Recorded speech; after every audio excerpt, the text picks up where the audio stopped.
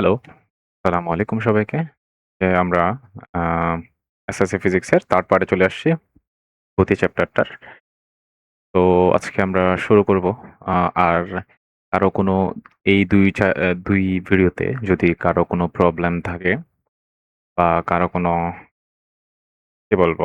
Question বা say থাকে, তাইলে অবশ্যই আমাকে জানাবে যে কোথায় সমস্যা।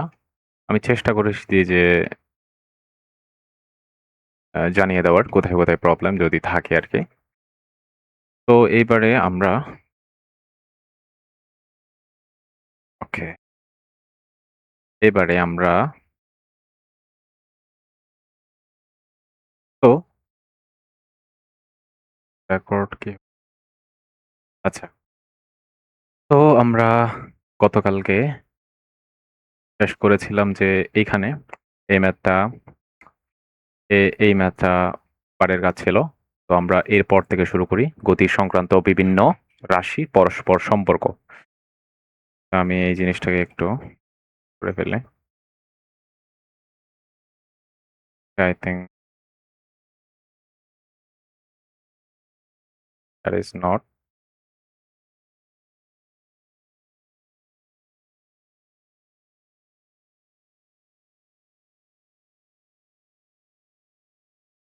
তো হ্যাঁ,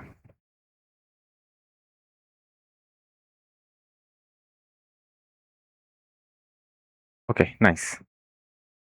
তো আজকে আমরা শুরু করব গতি সংক্রান্ত বিভিন্ন রাশির পরস্পর সম্পর্ক এবং গতির সমীকরণ নিয়ে। মোস্ট ইম্পোর্টেন্ট জিনিস। এটাই আসলে এই চ্যাপ্টারের মেইন জিনিস। Equation of motion. আমরা গতি পারস্পরিক সম্পর্ক নিয়ে আলোচনা করি। চলো পড়ি তাইলে। তো মাত্র ৪ টি সমীকরণ ব্যবহার করে কোনো গতিশীল বস্তুর গতি সংক্রান্ত বিভিন্ন সমস্যার সমাধান বের করা যায়। বলাই আছে মাত্র ৪ টি সমীকরণ ব্যবহার করে গতিশীল কোনো বস্তুর আমরা গতি সংক্রান্ত বিভিন্ন সমস্যা যেগুলা এখানে পাবো সেগুলা সলভ করতে পারবো।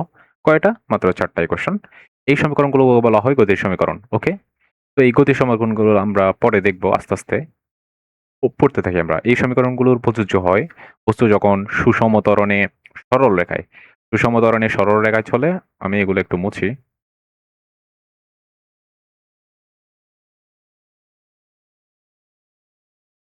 হ্যাঁ, তো এই জাগুলার হ্যাঁ, এই সমীকরণগুলো প্রযোজ্য হয় যখন সুষম ত্বরণে সরল রেখায় গতিশীল থাকে। ধরা যাক কোনো বস্তু আচ্ছা first A first of all এখানে একটা বলা হইছে যে কোন সমীকরণটি প্রযোজ্য হয় ফার্স্টে এটা কোথায় বলছে? যখন সুষম গতিতে সরল রেখায় গতিশীল থাকে। তো সুষম গতি ফার্স্টে আমাদের বুঝতে হবে। আই এম সুষম ত্বরণ বলছে। হ্যাঁ, সুষম ত্বরণ আই মিন সমত্বরণ। গতকালকে এই কনসেপ্টটা বোঝানো হয়েছে। সমত্বরণ আ কনসেপ্টটা কি বা সমত্বরণ আসলে কখন হয়? তো এরপরে সমতল সরলরেখায় গতিশীল বস্তু ধরা যাক কোন বস্তু u আদিবেগ নিয়ে আচ্ছা এটাও একটু চিত্রের মাধ্যমে যদি দেখাই আমি কোন বস্তু সেটা u আদিবেগ নিয়ে এটা তার যদি শেষ বেগ হয় v তো হ্যাঁ u আদিবেগ নিয়ে সমত্বরণে যদি সে চলে সমত্বরণে সে চলে তাহলে t সময়ে সে এই এতটুক দূরত্ব s দূরত্ব সে অতিক্রম করে b প্রাপ্ত হয় এই যে b প্রাপ্ত হয় সে তো ইউ আদিবাগ এগুলা তো আশা করি বোঝা গেছে। তাইলে এই যে সমত্বরণ বলছে, সমত্বরণ মানে তার প্রত্যেকটা পয়েন্টে এখানে প্রত্যেকটা সে পয়েন্টে তার ত্বরণ যেটা আছে সেটা অবশ্যই ফিক্সড হবে। এখানে যদি ২ থাকে অবশ্যই এখানেও ২ থাকবে, অবশ্যই এখানেও ২ থাকবে, অবশ্যই শেষ বেগেতেও ২ থাকবে। I think so. এখানে ঠিক আছে না? তাহলে আমরা গতকালকে এই কনসেপ্টটা শিখছি। আমি এটা নিয়ে আর না বলি। তো আমাদের এখানে বলছে তো এখানে দেওয়া আছে সবগুলো। সরি, সমস্যাগুলো কেন হচ্ছে?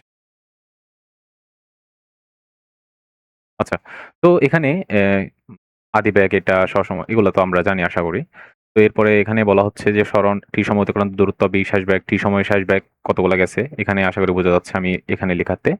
আর এই ৫ টি রাশি বা সোভ্যাট এখানে নাম দিছে এটা। সোভ্যা সোভ্যাট সোভ্যাট মানে S মানে কি বুঝতেছি আমরা, U মানে আদিবেগ, S মানে সরণ, U মানে আদিবেগ, এটা শেষ বেগ, ত্বরণ এবং সময়। ঠিক আছে? সোভ্যাট।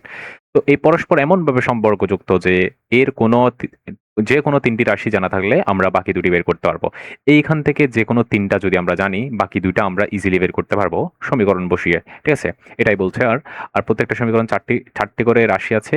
এই জানা রাশিগুলোর মান বসিয়ে এই সমীকরণের সাহায্যে অজ্ঞাত রাশিগুলো সহজে বের করা যায়। আচ্ছা, এগুলা বেসিক জেনারেল কথাবার্তা। আর আমরা গতকালকে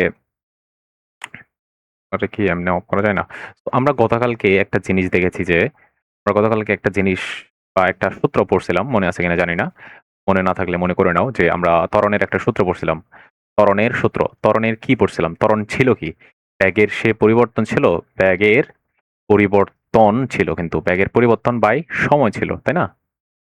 সময়, ওকে? তাহলে ব্যাগের পরিবর্তন আমরা ডেল ভি বাই টি দিয়ে প্রকাশ করছিলাম। আবার ডেল ভি কে বলছিলাম যে শেষ ব্যাগ মাইনাস আদি ব্যাগ, যেহেতু পরিবর্তন বোঝাই। পরিবর্তন আমরা কোথায় থেকে করি বলছি আমি, এগুলো না বলি। এই জিনিসটা ছিল, তাই না? ত্বরণের সূত্র পাইছিলাম আমরা এই জিনিসটা, তাই না? তো এটাই একটা, যদি বলতে পারি এটাই এক ধরনের একটা সমীকরণ, মানে গতির সমীকরণ। আমি যদি এই জিনিসটাকে ভি দিয়ে রিপ্রেজেন্ট করতে চাই, এই যে এই শেষ ব্যাগ দিয়ে, তো আমরা কি করব? এ আর টি, এখানে আমি আর টু লিখি, এই ইকুয়ালস টু এটা হবে v minus u by T. এখন টি কি বলে আর গ্রহণ করলে ভি মাইনাস ইউ, এটা ওপাশে পাঠালে v equals to u minus, sorry, u plus a. T আছে? এই সূত্রটা আমরা পাই, এটা একটা গতির সূত্র। ঠিক আছে? গতির একটা সূত্র আমরা পেয়ে গেছি। গতির প্রথম মানে বলতে পারি যে গতির কোনো একটা সূত্র আমরা পেয়ে গেছি। ঠিক আছে? তো এরপরে আমরা এটাকে উপরে কেমনে নিব? হ্যাঁ, গতির ফার্স্ট সূত্র এটা আমরা পেয়ে গেছি। আচ্ছা, তো এটা এখানে আমরা পেয়ে গেছি। তাহলে এটা কোথা থেকে পাইছিলাম আমরা? আমরা যদি বলি এই যে এই সূত্রটা আমরা কোথা থেকে পেয়েছি? এই সূত্রটা পাইছি আমরা ত্বরণ থেকে, মানে ত্বরণের, এই যে ত্বরণ ইজ ইকুয়ালস টু বেগের পরিবর্তন ছিল বাই সময় ছিল। তাহলে জাস্ট এটাকে একটু মডিফাই করে আমরা এটা লিখছি। ঠিক আছে? তাহলে এই সূত্রটা আসলে কিসের? বা ত্বরণের আমরা যে সূত্রটা পাইছি সেখান থেকে, মানে ইজিলি বলতে পারি এটা যদিও ব্যাগের রিপ্রেজেন্টেশনে, বাট এটা একটা ত্বরণের সূত্র। ঠিক আছে? আমরা এই সূত্র তাহলে কখন বসাবো? আমরা যখন ম্যাথ করতে যাব, মোস্ট ইম্পর্টেন্টলি আমরা যখন এটা ম্যাথ করতে যাব, ম্যাথ যখন সলভ করতে যাব, ম্যাথ সলভ করার সময় যখন যখন আমরা ত্বরণ দেখব, ঠিক আছে? ত্বরণ, হ্যাঁ, ত্বরণ যদি কোথাও থাকে, মানে যেখানে কি বলবো আমি, এটা কি বলে ইয়া করবো, যে মানে যেখানে আমি বুঝবো যে ত্বরণ নামে কোনো একটা টার্ম আছে, সেখানে আমরা এই সূত্রটা ব্যবহার করতে পারবো। বুঝা গেছে? আশা করি আর না বলে, আশা করি এতটুকু জানলে হবে। আচ্ছা, এরপরে আবার ওই অনুচ্ছেদে আমরা দেখেছি গড় দ্রুতি ইকুয়ালস টু, আরেকটা জিনিস আছে, গড় দ্রুতি ইকুয়ালস টু অতিক্রান্ত সময় বাই টি। ঠিক আছে? গড় দ্রুতি অতিক্রান্ত সময় বাই টি আমরা পড়ছি কিন্তু। অতিক্রান্ত সময় বা মোট সময়, মোট দূরত্ব বাই মোট সময়। তো এই জিনিসটাকে আমরা রিপ্রেজেন্ট কিভাবে করছিলাম? আ গড় দ্রুতি। আচ্ছা, গড় দ্রুতির একটা সূত্র পড়ছিলাম, বাট আমরা গড় দ্রুতি ভালোভাবে পড়াইনি মেবি। তো গড় দ্রুতি আমরা বুঝি কোন একটা কিছুর গড় আমরা কিভাবে বের করি? কোন একটা কিছুর গড় বের করি কি? আমরা যদি কোন একটা, হ্যাঁ, কোন একটা ধরলাম আমরা ২, ৩, ৪, এই ৩ টার গড় কেমনে বের করি আমরা? এই ৩ টাকে আমরা ফার্স্ট এ যোগ করি। তারপর এই কয়টা সংখ্যা আছে এখানে? ১, ২, ৩। তাইলে ৩ দিয়ে ভাগ করি। এটাই তো তার গড়, তাই না? তাহলে গড় দ্রুতি এখানে ২ টা ব্যাগ না? ২ টা ব্যাগ। তাহলে গড় দ্রুতি মানে এখানে ব্যাগ বোঝাচ্ছে। ঠিক আছে? দ্রুতি বা এখানে ব্যাগ মানে ব্যাগই, one kind of bag, but এটার দিক নেই। তো দ্রুতি যেটা আছে, দ্রুতি কয়টা ব্যাগ আছে এখানে? ২ টা ব্যাগ আছে বাই ২। আমরা এটার গড় কেমনে বের করব? এই জিনিসটা গড় মানে কোন একটা জিনিস এখানে আছে ইউ ব্যাগে, আর কোন একটা জিনিস এখানে গেছে ভি ব্যাগ আছে। তার যদি গড় বের করি আমরা, গড় দ্রুতি, তার গড় দ্রুতি কত?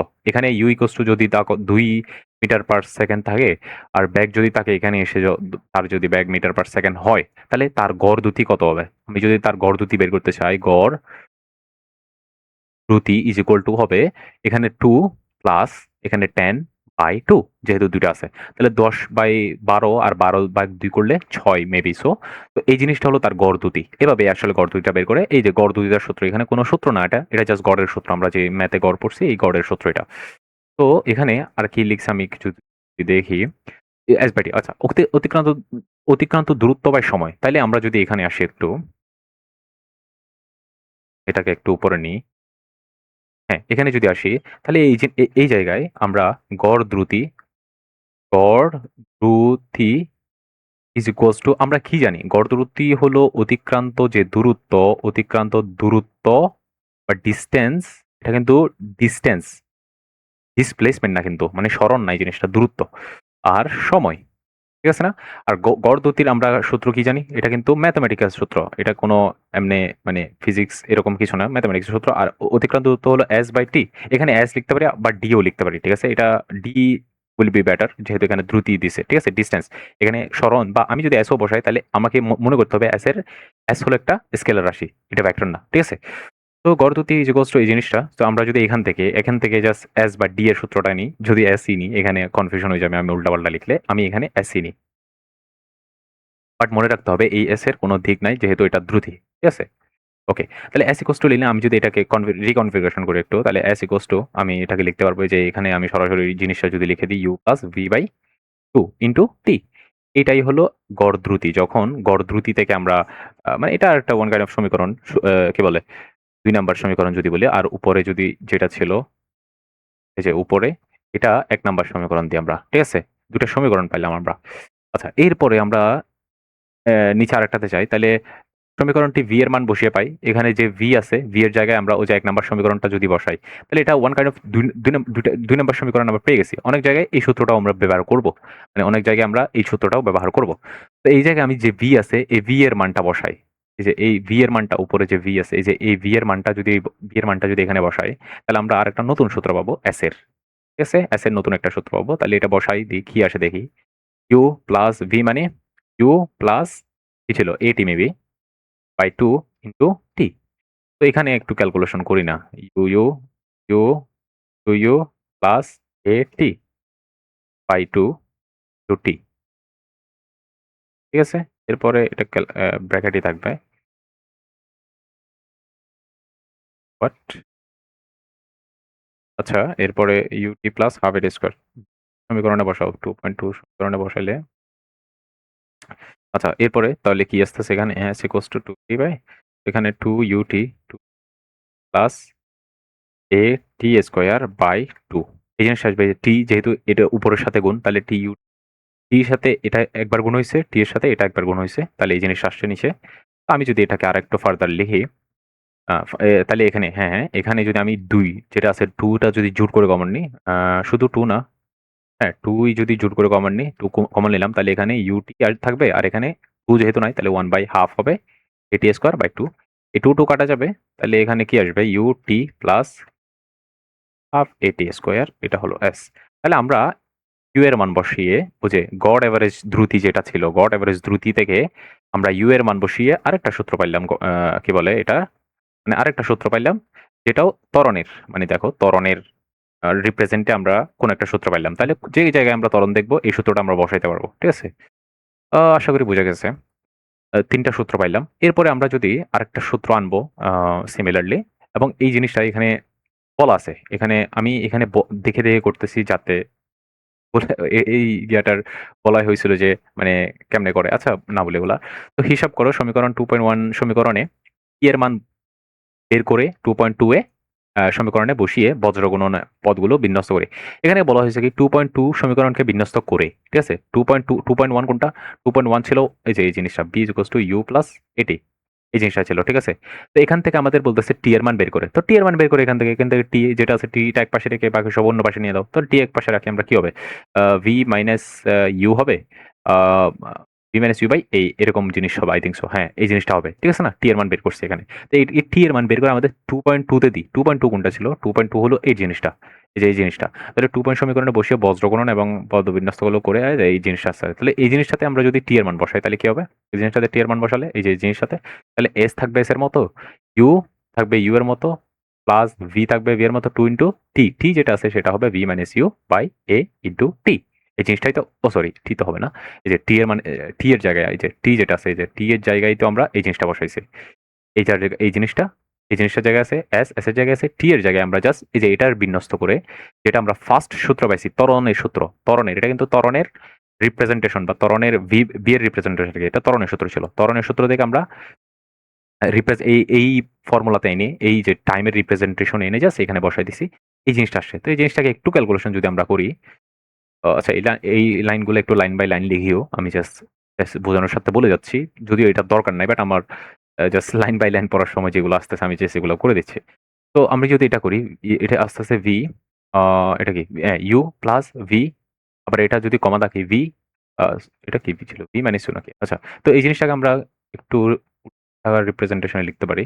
আচ্ছা, এই জিনিসটা, হ্যাঁ, এই জিনিসটা এই যে আমরা ইউ প্লাস বি কে আমরা কিন্তু বি প্লাস ইউতে লিখতে পারি, আবার বি মাইনাস ইউ যেটা আছে ভি মাইনাস ইউ, আবার নিচে যে টু আছে টু এটা লিখলাম, আর এই পাশে এস আছে এসটা লিখলাম, ঠিক আছে।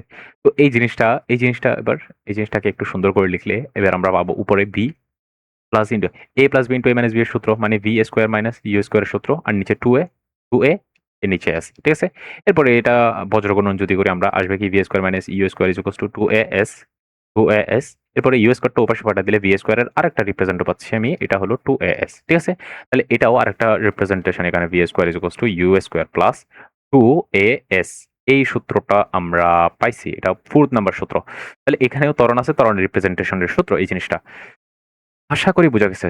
তো ত্বরণ মানে যে জায়গায় আমরা ত্বরণ নামে কোনো একটা জায়গায় বা ত্বরণ বা ত্বরণ কথাটা দেখবো, অথবা ব্যাগ বৃদ্ধি, এরকম ব্যাগ বৃদ্ধি হচ্ছে, ব্যাগ কম, ব্যাগ বৃদ্ধি না বলে আমি বলি ব্যাগ বৃদ্ধি বা পরিবর্তন বলি, সরি ব্যাগ বৃদ্ধি বা মানে মানে আমি ব্যাগ বৃদ্ধি কথাটা না বলে আমি বলি যে ব্যাগের পরিবর্তন, ঠিক আছে।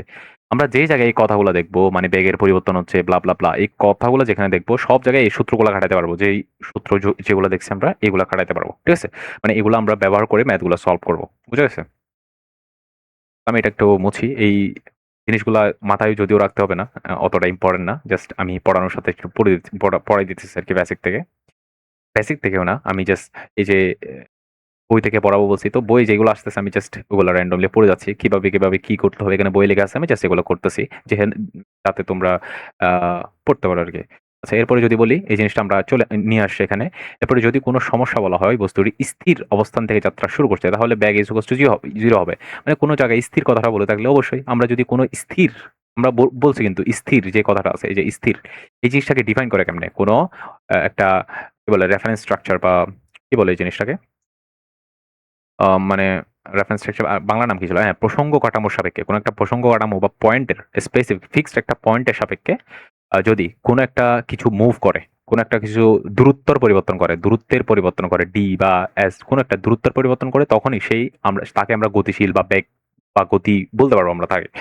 যদি না করে, যদি ফিক্স থাকে, সময়ের বৃদ্ধির সাথে সাথে যদি জিনিসটা ফিক্স থাকে, তাহলে আমরা মানে তাকে আমরা কি বলে স্থির বলি, ঠিক আছে। আবার স্থিরের গতকালকে একটা সংজ্ঞা দিয়েছিলাম, ইউ কেন জিরো হয়, যদি কোনো বস্তু স্থির থাকে ইউ কেন জিরো হয়, তাহলে আমরা বুঝতেই পারতেছি ইউ কেন জিরো হয়। ইউ মানে ডিফাইন করে কি, ইউ মানে ব্যাগ না, এটা কি আদি ব্যাগ বলছে না, তাহলে ব্যাগকে ডিফাইন আমরা কিভাবে করি? আদি ব্যাগ মানে এখানে ছিল কি বলে এটা রে, দূরত্বের পরিবর্তন, দূরত্বের পরিবর্তন ছিল বাই কিসের সাহায্যে, সময়ের সাপেক্ষে।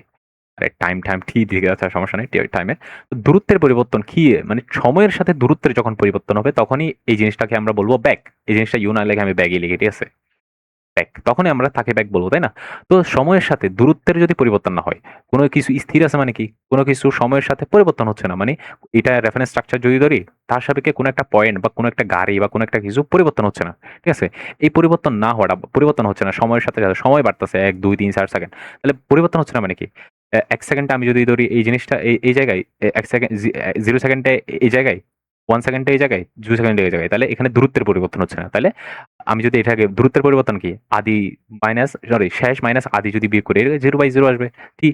তাহলে এই জিনিসটা কি আসলে, আমি যদি সময় মানে যতই সময় বাড়ুক, কিন্তু এখানে উপরে কিন্তু দূরত্বের পরিবর্তন হচ্ছে না, 0 - 0 করতে হবে, তখন আমাদের কি আসবে, জিরোই আসবে, ব্যাক কি আসবে, জিরো আসবে। তো আমরা স্থিরকে ডিফাইন করবো এইভাবে, স্থির যদি থাকে কোনো একটা কিছু, সেজন্য ইউ ইকুয়াল টু জিরো হয়। আশা করি বোঝা গেছে ইউ ইকুয়াল টু আমরা স্থির থাকলে কেন জিরো ধরি। এটা যদিও স্পেসিফিক, তাও একটু বললাম আর কি। আচ্ছা, এরপরে আমরা যাই গাণিতিক প্রবলেম, এখানে আছে গাণিতিক প্রবলেম। তো এখানে আচ্ছা, এখানে একটা ম্যাথ আমি সলভ করেছি, বাকিগুলো তোমাদের করতে হবে। তো এখানে বলা আছে স্থির অবস্থা থেকে, বলে দিয়েছে কিন্তু স্থির অবস্থা বুঝেই যাইতেছে, এখানে ইউ ইকুয়াল টু জিরো অবস্থা থেকে চলন্ত একটি গাড়িতে এত ত্বরণ প্রয়োগ করা হলো, আমাদের বলে দিছে এত ত্বরণ প্রয়োগ করা হলো, এর ব্যাগ এত, মানে ব্যাগ এত বলছে, তাহলে কোন একটা ব্যাগ ধরলাম, এটা কত সময় আমরা বলবো, কত সময় মানে এখানে টি ডিফাইন করতে বলতেছে, ধরে ত্বরণ প্রয়োগ করা হয়েছিল, ঠিক আছে, কত সময় ধরে তো ত্বরণ প্রয়োগ করা হয়েছিল। তাহলে এখানে কত সময় ধরে ত্বরণ প্রয়োগ করা হয়েছিল, মানে এখানে টি বুঝাইতেছে, টি ফিক্সড, মানে টি এখানে বুঝাইতেছে ফিক্সড, এরকম ম্যাথে। তো এই টি ফিক্স থাকা মানে কি, সমত্বরণে চলা, সিম্পল কথা, সমত্বরণে চলা। সমত্বরণে মানে কি, পুরা সময় জুড়ে, এই যে ব্যাগ এখানে জিরো ছিল, 0 মিটার পার ছিল, এই জায়গায় এসে কত হইছে? আমি ধরলাম 20 মিটার পার সেকেন্ড হইছে। ঠিক আছে? কত সময়ে? আমাদের টিটাই বের করতে বলতেছে। এখান থেকে এখানে যেতে কত সময়? এখানে কাজ করতেছে equals to 2 metre per second. মানে এখানে প্রতিটা জায়গায় ত্বরণ কত ছিল? মানে এই সিস্টেমের আন্ডারে, এই সিস্টেমের আন্ডারে, গতকালে বলছিলাম কিন্তু এগুলো। এই প্রতিটা সিস্টেমের আন্ডারে এই যে বা ত্বরণ যে কাজ করতে সব কিন্তু সমান ছিল। ঠিক আছে? তো এই ত্বরণ সমান থাকলে 0 থেকে 20 এ উঠতে কত সময় লাগবে? আমি কিন্তু এখানে এমনি ম্যানুয়ালি বলে দিতে পারতেছি। মানে এখানে ম্যানুয়ালি দেখলেই আমি ম্যাথ না করে, যে ম্যাথটা না করে আমি জাস্ট এখানে যদি মুখে বলে দিই কেন? মানে সময় কত লাগবে? এখানে বোঝা যাচ্ছে এই যে 2 মিটার হলে 0 সেকেন্ড যদি বলি আমি 0 সেকেন্ডে আমি চললাম 0 সেকেন্ডে ব্যাক ছিল 0 মিটার পার সেকেন্ড। ঠিক আছে? যখনই 1 সেকেন্ড যাবে তাহলে অবশ্যই 1 সেকেন্ড যখন যাবে তখন ব্যাক অবশ্যই 2 মিটার পার সেকেন্ড বাড়বে। কারণ কি? এই যে আমি এটা এই জায়গায় একটু করে দিই। মানে ম্যাথ ছাড়া আরকি। আচ্ছা, তো এই জায়গায় যদি আমি করি তাহলে এই যে স্পেসিফিক ঘটনাটা, এই যে এখানে 0 সেকেন্ডে ব্যাক ছিল কত? 0 মিটার পার সেকেন্ড। ঠিক আছে? আর 1 সেকেন্ডে এই বস্তুটা 1 সেকেন্ডে কত যাবে? যেহেতু এখানে ত্বরণ কাজ করতেছে 2 মিটার পার সেকেন্ড স্কয়ার। ঠিক আছে? তাহলে অবশ্যই এখানে 2 metre per second. 2 metre per second square বুঝায় কি? 1 সেকেন্ডে পার সেকেন্ডে কত মিটার সে যায়? সরি, পার সেকেন্ডে কত মিটার পার সেকেন্ড সে যায়? মানে পার সেকেন্ডে কত বেগ? এই যে টি/বি। হ্যাঁ, এটাই এটাই তো ত্বরণ, তাই না? সব সময়ের সাপেক্ষে তার বেগের পরিবর্তন।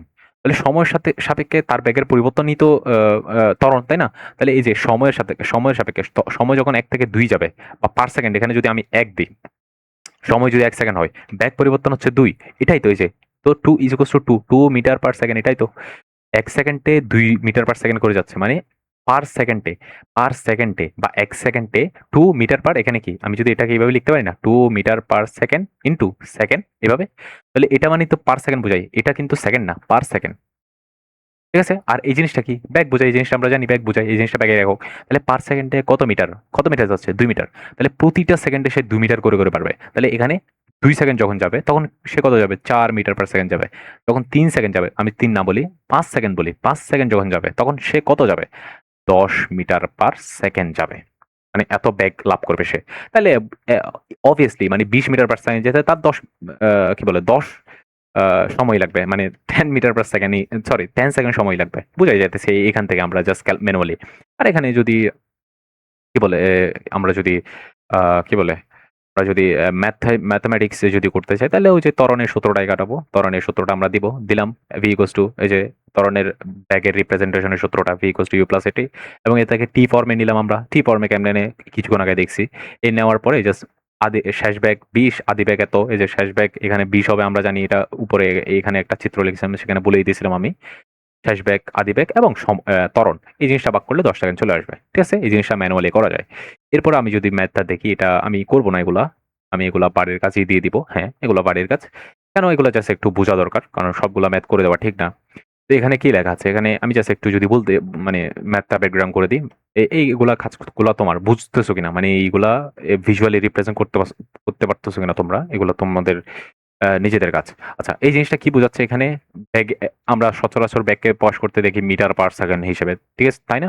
বাট এখানে প্রকাশ করছে কিলোমিটার পার হাওয়ার। তো আমরা জানি এই যে মিটারের এই জিনিসটা কি? লেংথ বোঝায় আসলে। মিটার এই জিনিসটা কি? এই জিনিসটার কি বলে?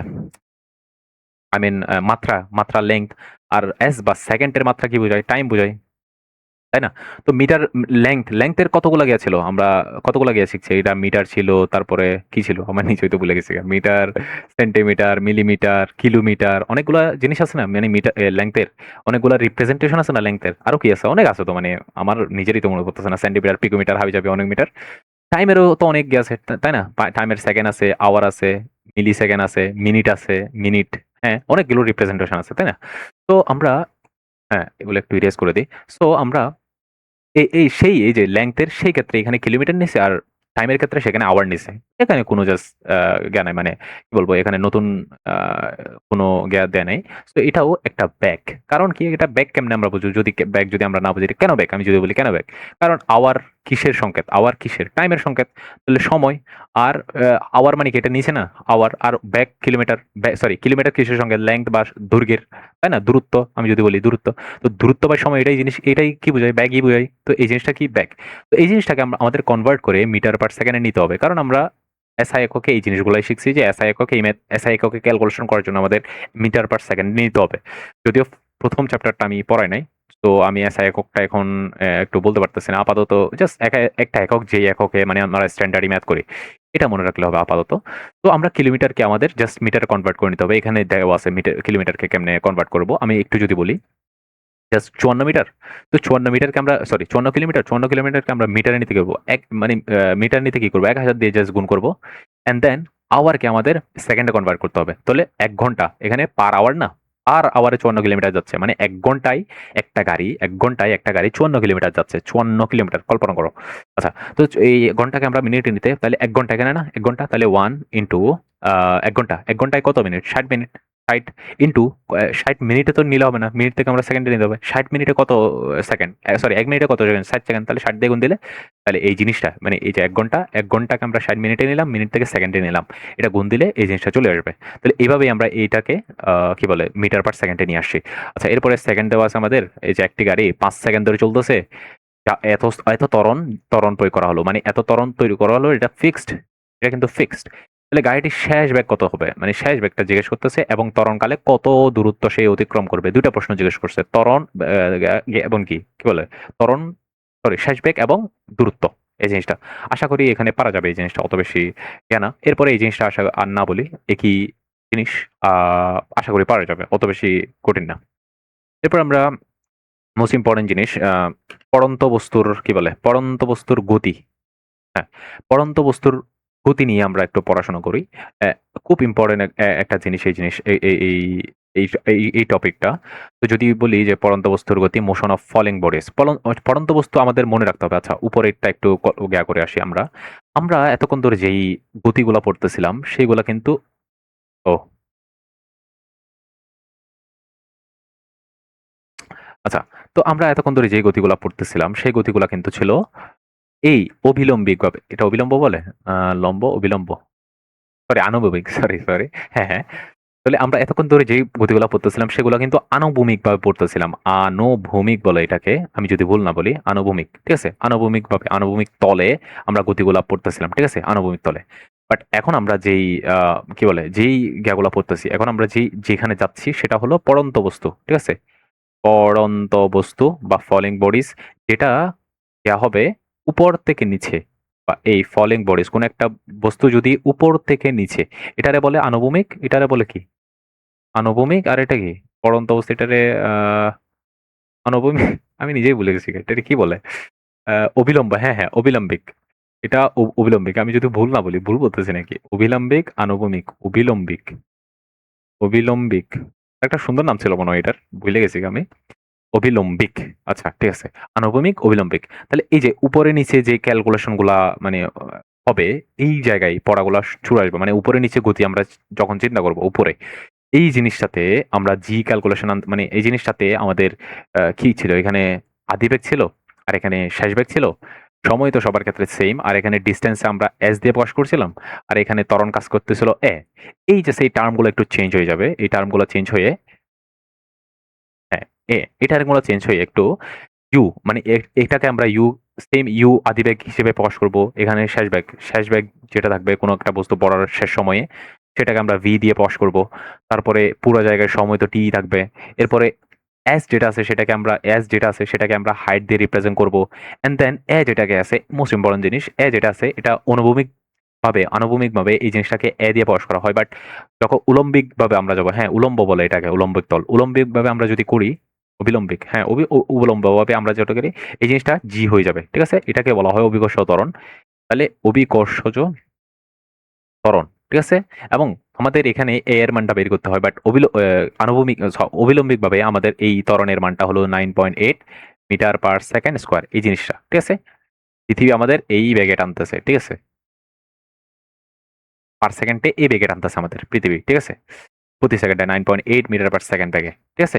আচ্ছা, এরপরে আমরা একটু পড়ে নিই অভিকর্ষ হাবিজাবি এই কথাগুলো পড়ে নিই, তারপরে এই কথাগুলোতে আবার আসতেছি আমরা এই জিনিসগুলোতে। আচ্ছা, তো জাস্ট রিপ্রেজেন্টেশন কোথায়, আমরা যদি কোনো একটা জিনিসকে যদি আমরা জাস্ট এই জিনিসটাকে যদি আমরা উপর নিচে করে দিই, তাহলে এই অবিলম্বিক বা উলম্বিক জিনিসটা পাবো। আচ্ছা, এরপরে আমরা একটু পড়ায় আসি, তাহলে অভিকর্ষ এই মহাবিশ্বের প্রত্যেকটা বস্তু কণায় একে অপর নিজের দিকে আকর্ষণ করছে, ঠিক আছে? আকর্ষণ করছে। এই মহাবিশ্বে যে কোনো দুটি বস্তুর মধ্যে যে আকর্ষণ বল তা হলো মহাকর্ষ বল। কোনো একটা বস্তু এবং আরেকটা বস্তু, কোনো দুইটা বস্তুর মধ্যে যদি তাদের ভর থাকে, এম থাকে, ঠিক আছে? কোনো ভর থাকে, তাহলে অবশ্যই তারা একে অপরকে আকর্ষণ করবে। একে টানবে এফ দিয়ে, একে টানবে এফ দিয়ে, ঠিক আছে? হ্যাঁ, একে টানবে এক দিয়ে। তো দুইটা বল, এই যে F1 আর এটা F2 যদি ধরি আমি, দুইটা বলই কিন্তু সমান থাকবে। হ্যাঁ, মেক সেন্স। আচ্ছা, আচ্ছা, এরপরে যদি আসি আ ব বস্তুর আকর্ষণ বা মহাকর্ষ। তাহলে এই বল যে আছে, আচ্ছা, এই যে বল টানতেছে, ঠিক আছে? আচ্ছা, এই বল চ্যাপ্টারে যখন যাব তখন এই জিনিসটা একটু ব্যাখ্যা করব। বল কি করতেছে না করতেছে এটা আপাতত এখানে রাখি।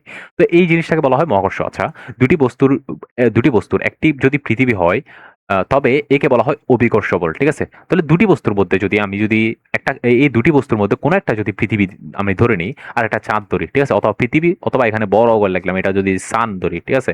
তাহলে এই দুইটা বস্তুর মধ্যে বা এই দুইটা বস্তুর মধ্যে যদি আমি ইয়া করি, তো এইটা যদি আর্থ হয়, আমাদের পৃথিবী হয়, ঠিক আছে? তাহলে এই দুইটা বস্তুর মধ্যে আকর্ষণ বা বিকর্ষণ থাকবে এফ এফ। ইত্যাদি সূর্য পৃথিবীকে আকর্ষণ করবে, পৃথিবী সূর্যকে আকর্ষণ করবে। তো তাদের দুটার মধ্যে আকর্ষণ মানে কি, বল আর কি। তো এই দুটার মধ্যে আমরা সেটাকে মহাকর্ষণা বলে একটা স্পেশাল নাম দিই আর কি, যেহেতু আমাদের আহ, বাসস্থান, সেহেতু আমরা একে অভিকর্ষ বলি, ঠিক আছে? এই জিনিসটা এখানে বলছে অভিকর্ষ। অভিকর্ষ বলে অর্থাৎ কোনো বস্তুর উপর পৃথিবীর আকর্ষণকে অভিকর্ষ বলা হয়। তাহলে পৃথিবীর আকর্ষণ কোন বস্তু, এই যে পৃথিবী সূর্যকে যেই বলে, এই যে যেই বলে আকর্ষণ করতেছে তার দিকে, পৃথিবী সূর্যকে, কথাগুলো শোনো একটু, পৃথিবী সূর্যকে যেই বলে তার দিকে টানতেছে, যেই বলে তার দিকে টানতেছে, সেটাকে কি বলা হয়, অভিকর্ষ বলা হয়। বুঝা গেছে? আচ্ছা, তো আচ্ছা, মহাবিশ্বের যে কোনো দুটি বস্তু আকর্ষণ সম্পর্কে নিউটনের একটি সূত্র আছে, তা হলো নিউটনের মহাকর্ষ সূত্র। এই যে এই আকর্ষণ বিকর্ষণ বল, এই জিনিসগুলো আসলে নিউটনের মহাকর্ষ সূত্র থেকে আমরা বুঝতে পারি। তো নিউটনের মহাকর্ষ সূত্র এখানে পড়াইছে কিনা আল্লাহ জানে। আচ্ছা, পড়তে থাকি আমরা কি বলছে না বলছে। তো নিউটনের গতির দ্বিতীয় সূত্র থেকে আমরা জানি যে বল, আচ্ছা আচ্ছা, নিউটনের গতির দ্বিতীয় সূত্র থেকে আমরা জানি যে বল প্রযুক্ত বল প্রযুক্ত হলে, আচ্ছা, কোনো বস্তুর ত্বরণ হয়, ঠিক আছে? বল প্রযুক্ত হলে কোনো বস্তুর ত্বরণ হয়, বল প্রযুক্ত হলে কোনো বস্তুর ত্বরণ হয়। এটা থার্ড চ্যাপ্টারের পড়া, যখন পড়াবো তখন আশা করি বোঝাবো। এখন জাস্ট একটু জেনে নাও, যদি যে কোনো বস্তুর উপর কোনো যদি বল প্রয়োগ হয়, তাহলে অবশ্যই তার ত্বরণ হবে। আচ্ছা, সুতরাং অভিকর্ষ বলের প্রভাবে বস্তুর ত্বরণ হয়। তাহলে এই যে পৃথিবী, আমি যদি আর একটু এগুলো একটু উপরে নিয়ে যাই, হ্যাঁ, এই যে পৃথিবী, আমি তুমি, গাছপালা, নদী নালা যা আছে সবকিছুকে তার দিকে টানতেছে, ঠিক আছে? আচ্ছা, এই যে পৃথিবী, তাহলে কোন একটা আপেল, ওই যে আপেল যদি বলি, কোন একটা আপেল পৃথিবী তার দিকে টানতেছে, তাই না? এফ বলে টানতেছে। তাহলে কোন একটা কিছুকে টানলে অবশ্যই তার মধ্যে কিসের সৃষ্টি হবে, এ নামে, ত্বরণ নামে জিনিসটা সৃষ্টি হবে। এটা কোথা থেকে জানি, এটা আমরা জানি নিউটনের তৃতীয় সূত্র থেকে, ঠিক আছে? নিউটনের সেকেন্ড ল থেকে, আমরা যেটা ফোর্স চ্যাপ্টারে পড়বো বা বল চ্যাপ্টারে আমরা যেটা পড়বো, পরে পড়বো, আমরা জাস্ট এখানে যে এগুলো বলতেছি সেগুলা বলে চলে যাই। সুতরাং অভিকর্ষ বলের প্রভাব বস্তু ত্বরণ হয়। তাহলে এই যে যে ত্বরণটা সৃষ্টি হয়, এটা কিসের জন্য সৃষ্টি হচ্ছে, পৃথিবীর টানের ফলে। এই যে পৃথিবী যে টানতেছে, আপেল, বস্তু, ফুটবল, হাবি জাবি যা কিছু আছে, তো সব পৃথিবী টানতেছে। এই টানের ফলে নিউটনের তৃতীয় সূত্র অনুযায়ী একটা ত্বরণের সৃষ্টি হবে। সেই ত্বরণটাকে আমরা বলি জি, বা এই ত্বরণ যেটা আছে F = ma, এটাকে আমরা পৃথিবী যখন টানে তখন আমরা জি বলি। এই জিটা হলো অভিকর্ষ ত্বরণ। এটা কেন অভিকর্ষজ ত্বরণ? আরে আর না লিখি, আচ্ছা, অভিজ্ঞতাও লিখে দিই। তাহলে অভিকর্ষ ত্বরণ এই জিটা, ঠিক আছে? এটা কেন হচ্ছে? এই জিটা কোথা থেকে আসতেছে? এই জি এর মান হলো 9.8 মিটার পার সেকেন্ড স্কয়ার, ঠিক আছে? তাহলে এই জিটা কেন হচ্ছে? মানে আমি যদি বলি এটার কজ, মানে এটার কি বলে, এটার কজ এন্ড ইফেক্ট এর মধ্যে যদি বলি এদিকে না যাই, তো এটা কেন হচ্ছে? আমি যদি বলি এটা কেন, মানে জিটা কোথায় থেকে আসতেছে? তাহলে অবভিয়াসলি, মানে এটা বল যখন আমরা এই যে এই সূত্রটার মিনিং যখন আমরা জানবো, তখন আমরা আশা করি ভালোভাবে বুঝবো। বাস এতটুকু মনে রাখো, যখন এটা পড়াবো তখন মনে রাখো। বাট এতটুকু মনে রাখো যে এই যা আসতেছে, এই জিটার কজ হলো এই যে বলটা, ঠিক আছে? মানে এর কারণেই এই জিটার সৃষ্টি। তাহলে এই এফটা কে দিচ্ছে? এই এফটা পৃথিবী যেই বস্তুটাকে, পৃথিবী যেই বলে টানতেছে, মানে কোনো জিনিসকে পৃথিবী যেই বলে টানতেছে, এই বলের কারণে সৃষ্টি হয় এই জিটা, অভিকর্ষ ত্বরণটা। এতটুকু মনে রাখো। আচ্ছা, অভিকর্ষ বলের প্রভাবে ভূপৃষ্ঠে মুক্তভাবে, আচ্ছা, তাহলে ওই অভিকর্ষ বলের প্রভাবে, মানে এফ এর প্রভাবে আর কি, করে নিয়ে যায়। হ্যাঁ, তাহলে এই F এর প্রভাবে এটা কি অভিকর্ষজ বল, এটা কি মহাকর্ষ বল আরকি ওয়ান কাইন্ড অফ কর্ষ অভিকর্ষ বল। এই বলের প্রভাবে কি সৃষ্টি হয়? অভিকর্ষজ ত্বরণ সৃষ্টি হয়। হ্যাঁ, তাহলে অভিকর্ষ বলের প্রভাবে ভূপৃষ্ঠে মুক্তভাবে তাহলে আমি যদি বলি কোনো একটা বস্তু আমি ছাদ এই যে এটা ধরলাম এটা ছাদ। ছাদ থেকে যদি আমি এই বস্তুটাকে ফেলে দিই নিচের দিকে, ঠিক আছে? এই গ্রাউন্ডে বা নিচের দিকে আমি ছাদ থেকে ফেলে দিলে কি হবে? এই জিনিসটা ফেলে দিলে কি হবে? obviously এই জিনিসটা উপরে এই জিনিসটা মানে এই জিনিসটা স্থান পরিবর্তন করবে। মানে এই জায়গা থেকে এই জায়গায় চলে আসবে। মানে আস্তে, আস্তে পড়ে এই জায়গায় আস্তে, আস্তে পড়ে নিচের দিকে চলে আসবে। তাই না? তো নিচের দিকে পড়ে কেমনে? মানে কোন একটা বস্তু এখান থেকে এখানে যায় কেমনে? তার উপর বল প্রয়োগ হয়। এটা বুঝাইতে পারতেছি না। বল যদি ভালোভাবে বুঝে তাইলে আশা করি বুঝা যাইত। আচ্ছা বাদ দেয়া এটা আপাতত। তো এই জিনিসটা এখানে আমি যদি 0 মানে 0 মানে বুঝতেছি এখানে যে এই আমি ধরে আছি। ঠিক আছে? এই জায়গায় আমি ধরে আছি। মানে আমি তারে কি বলবো একটা মানে ধাক্কা দিয়ে ফালাই দিয়েছে। আমি জাস্ট এটা ধরে আছি। মানে এটা হাত দিয়ে ধরে আছি। তাহলে সেই জায়গায় অবশ্যই এই জিনিসটা কোনো রেফারেন্সে বা এই কোন একটা রেফারেন্সের পয়েন্টের ভিত্তিতে এই যে এই জিনিসটা চেঞ্জ হচ্ছে না। তাহলে এই জিনিসটার কি বলে আদিবেগ 0 থাকবে। যখনই আমি তাকে জাস্ট হাত থেকে ছেড়ে দেব, জাস্ট হাত থেকে আস্তে করে ছেড়ে দেব, তখন সে নিচে পড়তে থাকবে এবং নিচে তার অভিকর্ষ মানে এই জিনিসটা obviously এখানে আমি ধরে আছি উপরে, এই জায়গায় কিন্তু পৃথিবী এই যে পৃথিবী যেটা আছে পৃথিবী তাকে F বলে কিন্তু টানতেছে নিচের দিকে। তাহলে এই টানার ফলে তার মধ্যে একটা 9.8 মিটার পার সেকেন্ড স্কয়ার একটা ত্বরণ কাজ করবে। তাহলে এই ত্বরণ কাজ করার ফলে আমি জানি ত্বরণ যেখানে কাজ করবে এই যে অভিকর্ষ ত্বরণ কাজ করলে তার কি হবে? বেগ বৃদ্ধি হবে। তাই না? ১ সেকেন্ডে তার এত বেগ বৃদ্ধি হবে। ১ সেকেন্ডে প্রতি সেকেন্ডে তার 9.8 মিটার মানে মিটার পার সেকেন্ড বেগ বৃদ্ধি হবে। তাহলে obviously এখানে বেগ মানে এটা 0 আছে ১ সেকেন্ড পর তার 9.8 মিটার পার সেকেন্ড হবে। ২ সেকেন্ড পর কত হবে? 9.8 ইনটু 2 9.8 ইনটু 2 হবে। ৩ সেকেন্ড পর 9.8 ইনটু 3 ১০ সেকেন্ড পর 9.8 ইনটু 10 বুঝা গেছে আশা করি? আশা করি বুঝা গেছে। তাহলে ১০ সেকেন্ড পর তার বেগ এত বৃদ্ধি পাবে। আমাদের জানা মতে আমরা যেই পড়ে আসছি এতক্ষণ ধরে যেই পড়াগুলো পড়ে আসছি আমাদের ইয়া কি বলে আমাদের অনুযায়ী এই জিনিসটা আশা করি মেক সেন্স করতেছে। মানে আমরা জাস্ট এটাকে যদি জাস্ট অবিলম্বিক করে দিই, মানে এটাকে জাস্ট উপরে যেই এই যে অবিলম্বিকভাবে করে দিই, এটা তো আমাদের জানা। এই যে অবিলম্বিকভাবে যদি করে দিই, এইভাবে যদি করে দিই, এইভাবে যদি আমরা করে দিই তাইলে এই জিনিসটাই তো সেম না? এই জিনিসটাকে আমরা উলম্ব করে ফেলছি আরকি। দাঁড় করায় দিছি। মানে মোট কথা এই জায়গা থেকে দাঁড় করায় দিছি আমরা এই জায়গায়। ঠিক আছে না? তো আশা করি এটা মেক সেন্স করতেছে কেন মানে বেগটা বাড়ায় যাচ্ছে। তো কেন বাড়ে যাচ্ছে? এই যে 9.8 বা অভিকর্ষ ত্বরণের কারণে। এই অভিকর্ষ ত্বরণটা কোথা থেকে আসতেছে? অভিকর্ষ বলের কারণে। এই অভিকর্ষ বল মানে কি আসলে? এটা ওয়ান কাইন্ড অফ মহাকর্ষ বল আমরা জানি না। পৃথিবী একটা ভর। পৃথিবীর কি আছে? একটা ভর আছে। ম্যাসিভ একটা ভর আছে। আর এই যে বলটা বা যে হোয়াটএভার যে জিনিসটা আমি হাতে ধরে আছি চাঁদের উপর, এটারও অবশ্যই একটা বল আছে। তাই না? সরি ভর আছে।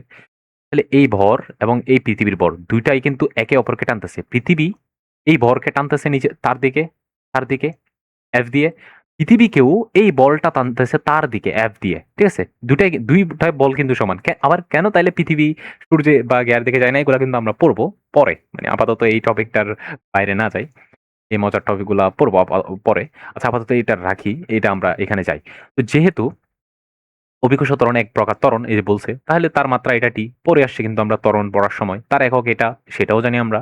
ভূপৃষ্ঠে কোনো স্থানে জি এর মান রাশিমালা হচ্ছে। আচ্ছা ভূপৃষ্ঠে, এবার আমরা ভূপৃষ্ঠে আমাদের পৃথিবীতে জি এর মান আমরা জেনারিকলি ধরে নেব, বাট ভূপৃষ্ঠে জি এর মান চেঞ্জ হয়। বাট আমরা জেনারিক্যালি ধরে নেব যে ভূপৃষ্ঠে G is equals to GM by R square. মানে এই যে জি, এই জি যে 9.8 মিটার পার সেকেন্ড স্কয়ার, এটা কেমনে আমরা বের করছি? এটা বের করি আমরা এই জিনিসটা দিয়ে। মানে এটা যদিও ইন্টারের পড়া বাট এতটুকু জানার দরকার নেই। বাট আমাদের এই সূত্রটা মনে রাখা দরকার এবং এই যে মানটা মনে রাখা দরকার। অত বেশি আমাদের গভীরে যাওয়ার দরকার নেই, যেটা আমরা ইন্টারে গিয়ে পড়বো। আচ্ছা তো এই যে এই সূত্রের মাধ্যমে আমরা এই জিনিসটা বের করি। ঠিক আছে? তো এখানে এম হলো এই যে এম যেটা আছে এখান থেকে বলি আমরা এম এটা হলো পৃথিবীর ভর, জি হলো একটি বিশ্বজনীন ধ্রুবক বা মহাকর্ষ ধ্রুবক।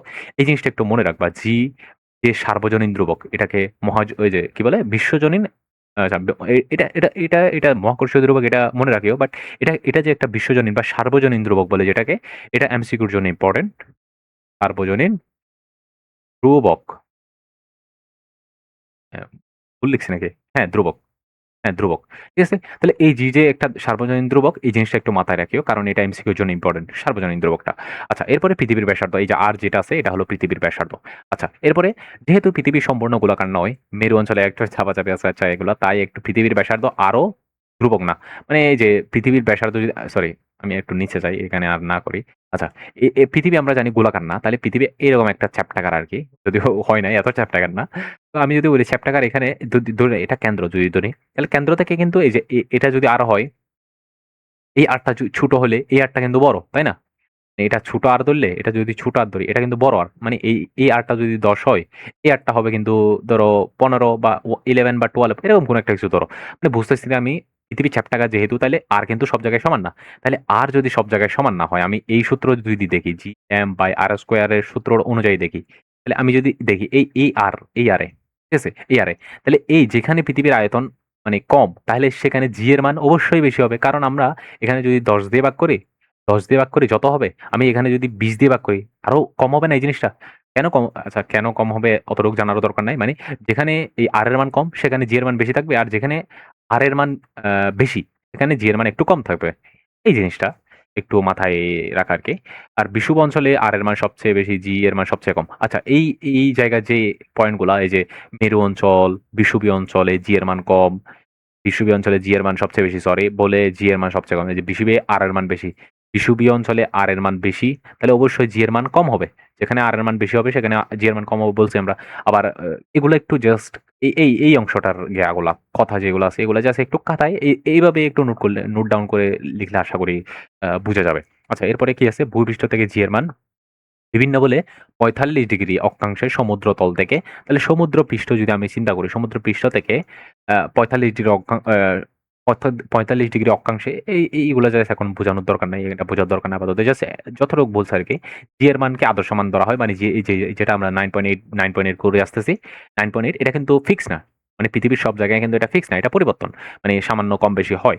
কিন্তু আমরা এই যে ৪৫ ডিগ্রি পৃথিবীর ৪৫ ডিগ্রি অক্ষাংশে সমুদ্রতলে এই জি এর মানটা 0.98 point sorry 9.806665 metre per second, এটা আমরা স্ট্যান্ডার্ড বা আদর্শ মানটা ধরি আরকি। ঠিক আছে? আচ্ছা, এরপরে এতটুক হলো আমাদের জিতি, হাবি-জাবি যেগুলো আছে আরকি, এগুলার আলোচনা।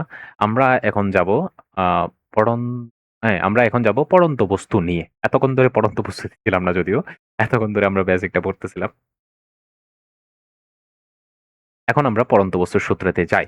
আচ্ছা, এখানে বলতেছে কি পড়ন্ত বস্তু? কোন বস্তুকে উপর থেকে ছেড়ে দিলে অভিকর্ষ বলের প্রভাবে ভূমিতে পৌঁছায় আমরা জানি। অভিকর্ষের প্রভাবে বা অভিকর্ষ বলের প্রভাবে আমরা জানি ভূমিতে পৌঁছায়। এটা তো সিউর। মানে এটা তো আশা করি বোঝা গেছে এতক্ষণ আলোচনা থেকে কেন ভূমিতে পৌঁছায়।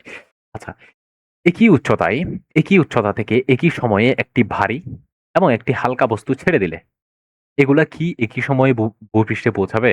আমাদের বলতেছে আমি আমি যদি একটা দালান থেকে একটা ইট ফালাই, অথবা এবং একসাথে একটা পৃষ্ঠা, একটা ইট এবং একটা পৃষ্ঠা যদি আমি ফেলাই, এটা কি ভূমিতে একসাথে পৌঁছাবে? আমি জানি পৌঁছাবে না। মানে আমরা সচরাচর কি দেখি? ইটাই তো আগে পৌঁছাবে, তাই না?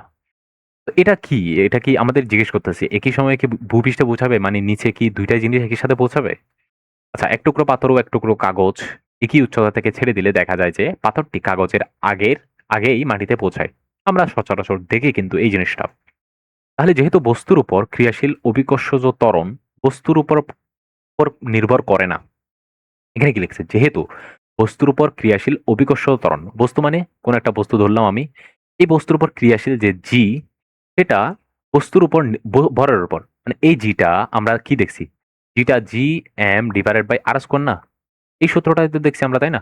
তাহলে এখানে কি কোন মানে এই জায়গায় যে এই জিটা, মানে এই জিটা এখানে কি কোন বস্তুর ভরের কোন ইঙ্গিত আছে? মানে এই জিটা বের করার সময় মানে বস্তুর ভর বেশি বা এরকম কিছু? মানে এখানে কিন্তু ভর, এই যে বস্তুর ভরের কোন ইঙ্গিত নাই। এই এমটা হলো পৃথিবীর ভর, এটা বস্তুর না। তাহলে এখানে কিন্তু কোন বস্তুর ভরের কোন কিছু নাই, যে মানে বস্তুর ভরের কোন কিছু নাই যে এই জিটা বস্তু মানে পৃথিবী এই যে ইটের ক্ষেত্রে একরকম কাজ করবে, পাতার ক্ষেত্রে একরকম কাজ করবে। এরকম কোন কিছু নাই কিন্তু। এই জিনিসটা একটু ভালো করে বোঝো। মানে এখানে ইটের ক্ষেত্রেও 9.8 মিটার পার সেকেন্ড বেগে কাজ করবে। পাতার ক্ষেত্রেও কিন্তু সেই 9.8 মিটার পার সেকেন্ড বেগেও কাজ করবে। মানে পৃথিবী তার এই বেগেই টানবে। ঠিক আছে? আমি যদি বলি বল আরকি, বল না বলে এখানে আমি মানে বেগ বলতেছি।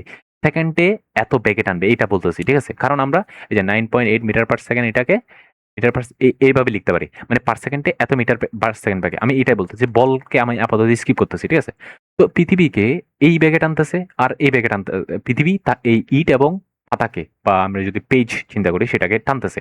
কিন্তু আমরা তো দেখি মানে একই বলে টানলে একই জায়গায় মানে আসার কথা, যেটা আমরা বল চ্যাপ্টারে আরো ভালোভাবে বুঝবো কেন একই সময়ে একই জায়গায় আসার কথা, বাট আমরা এখানে দেখতেছি না কেন? মানে এখানে যদিও এই যে জি জিনিসটা এখানে বস্তুর বরের উপর ডিপেন্ড করতেছে না, তাইলে একটা ভারী এবং একটা হালকা বস্তুর উপর এই জিনিসটা যদি একই কাজ করে, তাহলে দুইটাই তো একই জায়গায় একই সময়ে থাকার কথা, তাহলে ক্ষয়িতেছে না কেন? এটা আমরা পড়ি এই জিনিসটা। তাহলে কাগজ ও পাতার ক্রিয়াশীল অভিকর্ষের ত্বরণ একই, সুতরাং তাদের একই সময়ে মাটিতে পৌঁছানোর কথা। আমরা জানি এই যে একই সময়ে মাটিতে পৌঁছানোর কথা ছিল, যেহেতু পার সেকেন্ডে ইটও এই যে আমি যদি বলি এই যে উদাহরণ দিই, ইট যেটা আছে ইট, ইট চিন্তা করো, এই ইটটা ১ সেকেন্ডে 9.8 মিটার পার সেকেন্ড যাওয়ার কথা। ১ সেকেন্ডে।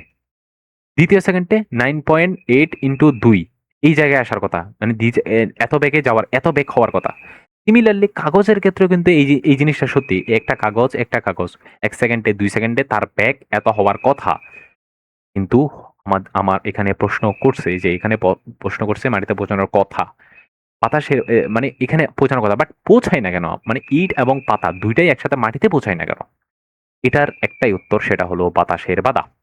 মানে এই যে এগুলা একটু মানে এই প্রশ্নগুলার এই যে বাতাসের বাধা এগুলা কেন কি এগুলার প্রশ্ন ক্লিয়ার হবে আমরা ফোর্স বা বল যে চ্যাপ্টারটা আছে বল, এই বল চ্যাপ্টারটা ক্লিয়ার করার পরে এই প্রশ্নগুলোর অ্যান্সার ক্লিয়ার হবে। মানে এই যে বল কেন টানতেছে, আমরা কেন কি হচ্ছে এখানে, কেন আসতেছে হাবি যাবে, এই প্রশ্নগুলোর অ্যান্সার মানে সব ক্লিয়ার হবে ফোর্স বা বল চ্যাপ্টারে যখন যাব আমরা তখন। আপাতত এটা বুঝো যে বাতাসের বাধার জন্য দুইটা বস্তু একসময় মাটিতে পৌঁছায় না। মানে ইটকে বাতাসের বাধা কম দেয়, বাট পাতাকে যেটা আছে বা পেজ যেটা আছে পেজকে বাতাসের বাধা বেশি পায়। সেই জন্য পেজ কি বলে মাটিতে আগে পৌঁছাতে পারে না ইটের আগে, ঠিক আছে? আচ্ছা, এতটুকুই রাখি আপাতত। ভিন্ন সময়ে মাটিতে পৌঁছায়, বাতাসের বাধা না থাকলে এগুলো অবশ্যই একই সাথে মাটিতে পৌঁছায়, ঠিক আছে? এটার জন্য একটা এক্সপেরিমেন্ট আছে ইউটিউবে। যদি কারো ভিডিও মন চায় তাহলে দেখে নিতে পারো, আমি যদি এখানে এড করে দিতে পারি দিব। ইউটিউবের ভিডিও আছে একটা এক্সপেরিমেন্ট আর কি, এই জিনিসটার মানে এই যে এই কথা যেটা আছে একই সময়ে মাটিতে পৌঁছাবে। এই যে বাতাসের বাধা যদি না থাকতো অবশ্যই একই সময় মাটিতে পৌঁছাইতো। তাহলে আমরা যদি চিন্তা করি কোন একটা চেম্বার যেখানে কোনো বাতাসই নাই, বাতাস নাই মানে এখান থেকে আমরা সব বাতাস বাইরে নিয়ে গেছি, ঠিক আছে? তাহলে সব বাতাস যদি বাইরে নিয়ে যায় এখান থেকে আমি যদি একটা ইট এবং একটা পাতা বা পেজ দুইটা যদি ছাড়ি কোনো একটা উচ্চতা থেকে, তাহলে সেটা অবশ্যই এখানে পড়বে। এখানে যদি মানে এই দুইটা এখান থেকে এখানে আসতে, এটা এখান থেকে এখানে আসতে যদি ৫ সেকেন্ড সময় লাগে, ইটেরও এখান থেকে এখানে আসতে ৫ সময় লাগবে। একটা পেজ আমরা পেজ যদি ধরি, পেজেরও এখান থেকে এখানে আসতে ৫ সেকেন্ডই সময় লাগবে। ঠিক আছে? এটা ট্রুথ, এটা এক্সপেরিমেন্ট ইউটিউবে আছে। যদি কেউ দেখতে চাও দেখতে পারো। আচ্ছা, এরপরে আসে পড়ন্ত বস্তুর সূত্র। এখন আমরা পড়ন্ত বস্তুর সূত্রে চলে আসি, যেটা গ্যালিলিও সাহেব আমাদের দিয়ে গেছেন। তো এগুলা একটু আচ্ছা, পড়ন্ত বস্তুর সূত্র। পড়ন্ত বস্তুর সম্পর্কে গ্যালিলিও ৩ টি সূত্র বের করেন পড়ন্ত বস্তু। এগুলো পড়ন্ত বস্তুর সূত্র বলে। এই সূত্রগুলো একমাত্র স্থির অবস্থান থেকে বিনা বাধায় পড়ন্ত বস্তুর ক্ষেত্রে প্রযোজ্য। তাহলে এখানে কিন্তু কয়েকটা কথা বলে ফেলছে কিন্তু। কি বলছে? এই সূত্রগুলো একমাত্র স্থির অবস্থান, একটা কথা বলছে স্থির অবস্থান। আমরা বুঝে গেছি স্থির অবস্থান মানে ইউ কত হবে? অবভিয়াসলি 0 হবে। এরপরে ওই এটা হ্যাঁ, বিনা বাধায়। বিনা বাধায় মানে এখানে বলছে যে বিনা বাধা মানে মানে বাধা বলতে এখানে এই যে বাতাসের যে বাধা বা আরো এক্সট্রাঅর্ডিনারি যে বাধাগুলো আছে, মানে আরো এক্সট্রা ব্লা যে বাধাগুলো আছে, আমি এখানে মানে এক্সট্রিমলি মেনশন করে দিতেছি যে বাতাসের বাধা যেটা আছে, বাতাসের বাধা। এখানে বাধা বলতে ফোর্সই বোঝাচ্ছে। আমি জাস্ট এতটুকু না বুঝি বা বাতাসের বাধা চিন্তা করো। তুমি ফোর্স যখন চ্যাপ্টারটা পড়বা তখন আরো ভালোভাবে বুঝবা। তাহলে এখানে চিন্তা করে নাও যে বাতাসের বাধা এটা থাকবে না। তাহলে ইকুয়াল টু এটা থাকতে হবে, ইকুয়াল টু 0 বা স্থির অবস্থায় থাকতে হবে একটা জিনিস। দ্বিতীয় নাম্বার মানে এটা হলো ফার্স্ট, এটা হলো ২ বা সেকেন্ড, বাতাসের বাধা থাকতে পারবে না। আর থার্ড হলো বিনা বাধায়। বিনা বাধায় মানে বাতাসের বাধা থাকতে পারবে না। বিনা বাধায় আরকি ২ নাম্বার। এরপর পড়ন্ত বস্তুর ক্ষেত্রে প্রযোজ্য, অর্থাৎ পড়ন্ত বস্তুর ক্ষেত্রে প্রযোজ্য, অর্থাৎ বস্তু পড়ার সময় স্থির অবস্থান থেকে পড়বে। এর কোনো আদিবেগ থাকবে না। ওকে? আদিবেগ থাকবে না মানে আদিবেগ 0 থাকবে। বস্তু বিনা বাধায় মুক্তভাবে পড়বে। বিনা বাধায় মুক্তভাবে পড়বে। কোনো বাতাসের বাধা বা এক্সটার্নাল কোনো বাধা থাকবে না। এক্সটার্নাল বাধা থাকবে না। এক্সটার্নাল বাধা থাকবে না। আ আ প মুক্তভাবে পড়বে, অর্থাৎ এর উপর অভিকর্ষ বল ছাড়া আছে। শুধু এই যে পড়ন্ত বস্তুর যেই সূত্রগুলা কথা বলছে আরকি, এই পড়ন্ত বস্তুর এই সূত্রগুলাতে শুধু কাজ করবে মহাকর্ষ বা অভিকর্ষ ত্বরণ, মহাকর্ষ বল বা অভিকর্ষ বল, অভিকর্ষ বল। ঠিক আছে? কোথায় এটা অভিকর্ষ বল ছাড়া, তাহলে অভিকর্ষ বলে কাজ করবে শুধু, এই ছাড়া কোনো বল কাজ করবে না, ঠিক আছে? এটা বল চ্যাপ্টারটা পড়ালে আরো ভালোভাবে বুঝতে হয়, এটা বল চ্যাপ্টারে দেখা যাবে। তাহলে অভিকর্ষ বল ছাড়া আর এক্সটার্নাল যতগুলা জিনিস আছে এগুলা এটা এবং এই জিনিসটা ওগুলা মানতে হবে। এই বল ছাড়া আর কোনো বল কাজ করতে পারবে না, তখনই এই পড়ন্ত বস্তুর সূত্রগুলো খাটবে আর কি। তো বাতাসের বাধা এর উপর ক্রিয়া করবে না, বলে দিছি আমি প্রথম সূত্র। আচ্ছা, এইবার আসি আমরা পড়ন্ত বস্তুর প্রথম সূত্রে, যেইগুলো আমাদের গ্যালিলিও সাহেব আমাদের দিয়ে গেছেন। প্রথম সূত্র। আচ্ছা, এই আরেকটা কথা বলে দিই যে আমরা এই যে সূত্রগুলো পড়তেছি এই সূত্রগুলা থেকে কিন্তু এই যে উপরে যে সূত্রগুলো পড়েছিলাম আমরা 5টা সূত্র না 3টা 4টা সূত্র, এই সূত্রগুলো কিন্তু এই গ্যালিলিও সূত্র থেকেই আসছে, ঠিক আছে? এই গ্যালিলিও সূত্র থেকেই। তাহলে আমরা কিন্তু আগে ওগুলা পড়ে ফেলছি, এখন আমরা গ্যালিলিও সূত্র মানে মেইন সূত্রগুলোতে আসি। তো প্রথম সূত্র আমরা কই, এটা প্রথম সূত্র, এই যে প্রথম সূত্র আমাদের কি বলতেছে একটু দেখি, মানে যে কথাগুলো বলতেছে আমরা জাস্ট সেগুলো এখানে লিখে দেবো। প্রথম সূত্র আমাদের বলতেছে স্থির অবস্থান। ফার্স্টে আমরা বুঝে গেছি স্থির অবস্থা ইকুয়াল টু জিরো, অবভিয়াসলি। স্থির অবস্থা থেকে একই উচ্চতা থেকে বিনা বাধায়, তাহলে একই উচ্চতা বলছো, তাহলে আমাদের এখানে দুটা জিনিস আসবে, একটা বক্স ধরলাম, একটা এটা ধরলাম, ঠিক আছে? তাহলে একই উচ্চতা মানে এই জিনিসটার ক্ষেত্রে এটা এইচ, এই জিনিসটার ক্ষেত্রেও সেটা এইচ, একই উচ্চতা, দুটার ক্ষেত্রে এইচ সমান হবে। এইচ যদি এটার ক্ষেত্রে 2 মিটার হয়, এটার ক্ষেত্রেও সিমিলার 2 মিটার হবে, ঠিক আছে? আর এটার ব্যাগ যদি জিরো হয়, এটার ব্যাগও জিরো হবে, মানে আদি ব্যাগের কথা বলতেছি আমরা। আচ্ছা, এরপরে বিনা বাধায় পড়ন্ত সকল বস্তুর সমান সময়ে কি বলছে এটা? পড়ন্ত মানে বিনা বাধায় পড়ন্ত সকল বস্তু সমান সময়ে, সকল বস্তু সমান সময়ে সমান পথ, দুটা কথা বলছে কিন্তু, সমান সময় সমান পথ বা ডি বা এইচ যেটাই আমরা ধরি। তাহলে এই যে এবার বলি, এই কথা সমান সময় অতিক্রম করবে মানে স্থির অবস্থায় উপরে যে জিনিসটা কথা বলছে আর কি, এই যে এখানে যে জিনিসটার কথা বলছে সেটাই এখানে প্রথম সূত্র আকারে আসছে। স্থির অবস্থায় মানে এটা স্থির অবস্থায় পড়ন্ত সকল বস্তু, আমি আরো কিছু যদি এখানে চিন্তা করি সেগুলাও, তাহলে সকল বস্তু স্থির অবস্থায় বিনা বাধায়, সরি, স্থির অবস্থায় একই উচ্চতায় থেকে বিনা বাধায়, বিনা বাধায় কথাটা কিন্তু ইম্পর্টেন্ট, এখানে শুধু এফ কাজ করবে, শুধু অভিকর্ষ বলটা কাজ করবে, আর কোনো বল কাজ করতে পারবে না। কিন্তু এই বিনা বাধায় বলছে কিন্তু এখানে কোনো এক্সটার্নাল ফোর্স কাজ করবে না। পরন্ত সকল বস্তু মানে এই বস্তু সকল বস্তু সমান সময়ে মানে 2 সেকেন্ড পরে, আমি যদি চিন্তা করি 2 সেকেন্ড পর, 3 সেকেন্ড পর, 5 সেকেন্ড, 10 সেকেন্ড পরে এই বস্তুটা এই মানে সমান সময়ে, ঠিক আছে? আমি বলছি এখানে সমান সময়, ঠিক আছে? এই জিনিসটা 2 সেকেন্ড পরে যে জায়গায় থাকবে, এই জিনিসটা 2 সেকেন্ড পরে সেম জায়গায় থাকবে, এই জিনিসটা 2 সেকেন্ড পর সেম জায়গায় থাকবে, 5 সেকেন্ড পর, 10 সেকেন্ড পর যে জায়গায় থাকবে, এই জিনিসটা সিমিলার জায়গায় থাকবে। মানে এই জিনিসটা থেকে বুঝে দিতে আমরা বুঝি কি সমান সময়ে, মানে সমান সময়ে 2 সেকেন্ডে যে মানে সমান পথ, তাহলে সমান পথ অতিক্রম করবে, এটা যেই পথ অতিক্রম করবে এটাও সিমিলার পথ অতিক্রম করবে, এটাও সিমিলার পথ অতিক্রম করবে সমান 2 সেকেন্ডে। এটা 5 সেকেন্ডে যতটুকু অতিক্রম করবে, যতটুকু হাইট অতিক্রম করবে বা যতটুকু দূরত্ব অতিক্রম করবে, এটাও ততটুকু দূরত্ব অতিক্রম করবে সমান সময়ে, এটাও ততটুকু দূরত্ব অতিক্রম করবে সমান সময়ে। আশা করি বুঝাইতে পারছি আমরা প্রথম সূত্রটা আসলে কি। এটাই আসলে ওই যে ইউটিউবের ভিডিওর কথা বলতেছি, আসলে এটার ইউটিউবের ভিডিওর প্রমাণ আছে, এটাই এই জিনিসটাই বিনা মাথায়। আচ্ছা, এরপরে আমরা আসি দ্বিতীয় সূত্রে। ওকে, দ্বিতীয় সূত্রের অ্যানালজি আমরা পড়ি। দ্বিতীয় সূত্রে কি কথা বলতেছে? স্থির অবস্থা সিমিলার, স্থির অবস্থা, ওকে, স্থির অবস্থা বিনা বাধায় সিমিলার, কোনো এক্সটার্নাল ফোর্স কাজ করবে না, এক্সটার্নাল ফোর্স জিরো। আচ্ছা, বিনা বাধায় পড়ন্ত বস্তু নির্দিষ্ট সময় মানে টি প্রাপ্ত ব্যাগের সমানুপাতিক, মানে নির্দিষ্ট ব্যাগ এবং ব্যাগ এটা হলো সমানুপাতিক আমাদের বলতেছে। এটা আমরা কিভাবে বুঝবো? এটা সিমিলারলি কোনো একটা অ্যানালজি দিই আমি, তাহলে এটা একটা কোনো বিল্ডিং থেকে ফালাই দিতেছি, ঠিক আছে? কোনো একটা বিল্ডিং থেকে দুইটা জিনিস ফালাচ্ছি, ঠিক আছে? পড়ন্ত বস্তু নির্দিষ্ট সময়, আচ্ছা সরি, এই জিনিসটা দুইটা দিতে হবে না, আমরা জাস্ট একটা দিয়ে বুঝাতে পারবো। কোন একটা, আচ্ছা দুইটাই বুঝাই দিচ্ছি কেন? আচ্ছা, ধরলাম এই জিনিসটা। তাহলে এই জিনিসটার কথা যদি আমি বলি, তাহলে এই জিনিসটা সময়, যত সময় বাড়বে মানে টি সমানুপাতিক ভি, এটা মানে বুঝাচ্ছে কি টি যত বাড়বে ভি তার সমান বেগে বাড়বে। মানে আমি যদি বলি 1 সেকেন্ড, ঠিক আছে? 1 সেকেন্ড, তাহলে 1 সেকেন্ডে তার বেগ যদি হয় 9.8, ওই যে বলছি না 0 সেকেন্ডে কত তার বেগ হবে, 0 সেকেন্ডে আমি ধরলাম, ধরে থাকছি, ঠিক আছে? তো তার বেগ equal to 0 meter per second, মানে ইউ ইজ ইকুয়াল টু 0 আর টি ইকুয়াল টু 0 সময়ে 1 সেকেন্ডে যেহেতু ত্বরণ এখানে এ বা জি বলি, এটাকে জি কাজ করতেছে 9.8 মিটার পার সেকেন্ড স্কোয়ার, তাহলে 1 সেকেন্ডে তার বেগ এত হওয়ার কথা। 2 সেকেন্ড যখন যাবে তার বেগ কত হওয়ার কথা? 9.10 × 2, 2 সেকেন্ডে তার ব্যাগ তার সমান, মানে যতটা টাইম যাচ্ছে 3 সেকেন্ড, 10 সেকেন্ড, 20 সেকেন্ড, যতটা টাইম যাবে ভিও তার সমানুপাতিক হারে বাড়বে, ঠিক আছে? তার সমানুপাতিক। টাইম যত বাড়বে বিও তার সমান হারেই বাড়বে। এটাকে বলা হয় সমানুপাতিক। মানে টাইম এবং এই যে নির্দিষ্ট সময়ে প্রাপ্ত ব্যাক ওই সময়ের সমানুপাতিক। মানে এই জিনিসটা বুঝা গেছে আশা করি। মানে এই জিনিসটা আসলে অ্যানালজিটা কি, মানে টি যত বাড়বে, মানে টি এটা বুঝাইতেছি আমি আমি বুঝাইতে পারতেছি না জানি না। টি যতটা সময় বাড়বে টি এর সমান্তরালেই এই জিনিসটা বাড়তে থাকবে, এই যে এই অনুযায়ী 9.8 অনুযায়ী। বুঝা গেছে? আশা করি আর এটাতে কেচাল না পারি। আর আমি থার্ড সূত্র যেটা আছে তার সূত্রটা একটু বোঝানোর চেষ্টা করি। মানে তৃতীয় সূত্র, ঠিক আছে? তৃতীয় সূত্র কি বলছে? এগেইন ইকুয়াল টু কত হইতে হবে? 0। আর বিনা বাধাই similar F F external force, যে কোনো এক্সটার্নাল ফোর্স 0 হইতে হবে। শুধু অভিকর্ষ বল যেটা আছে, মানে অভিকর্ষ বল আর না বলে এগুলো অভিকর্ষ বল ছাড়া বিনা বাধাই পড়তে হবে পড়ন্ত বস্তু নির্দিষ্ট সময়ে।